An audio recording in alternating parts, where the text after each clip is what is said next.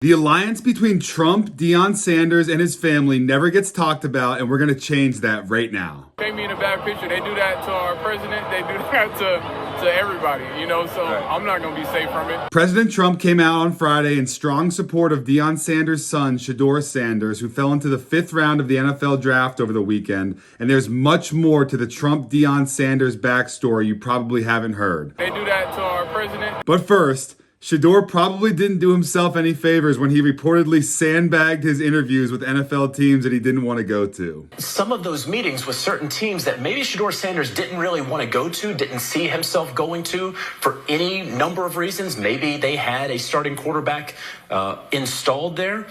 I was told that he more or less sandbagged in those interviews. I don't know if he didn't take them seriously, what it was, but he did not give it his all in some of those interviews. Rubbed some teams the wrong way. Trump coming out in support of the Sanders family was surprising for some, but not if you're familiar with the history between Trump and Deion. Number one, Deion follows Trump and his entire family on Instagram. That's not nothing. Number two, in Deion's time over the past 3 years as one of the most popular figures in sports and all of pop culture, he has not said one bad word about Trump. And trust me, there's been tons of people who would love to see him do just that. Number three, Deion personally reached out to Trump in 2020, set up a meeting between Trump and Lil Wayne, and successfully helped facilitate a presidential pardon for Lil Wayne, who was facing 10 years in prison. He's a really nice guy. He's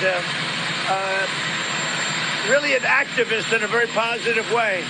And he asked for a meeting, and we had the meeting, and as you saw, the meeting went very well. Little Wayne. A funny side story to that is that Trump's son-in-law, Jared Kushner, was a huge Lil Wayne fan and helped get that pardon over the finish line. Shout out Jared Kushner, man.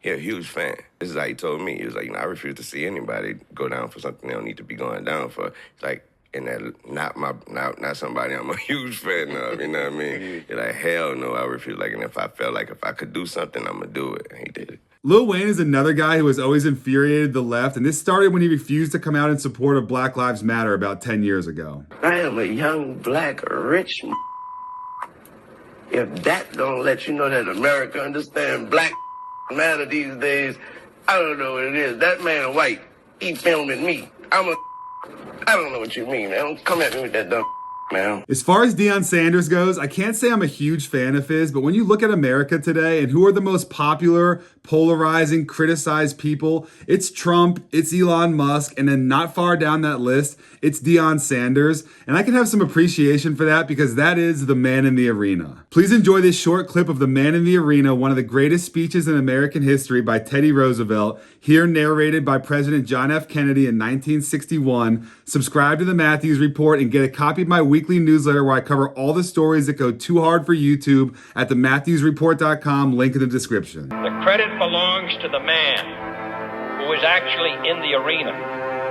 whose face is marred by dust and sweat and blood, who knows the great enthusiasms, the great devotions, and spends himself in a worthy cause, who at best, if he wins, knows the thrills of high achievement, and if he fails, at least fails while daring greatly, so that his place shall never be with those cold and timid souls who know neither victory nor defeat,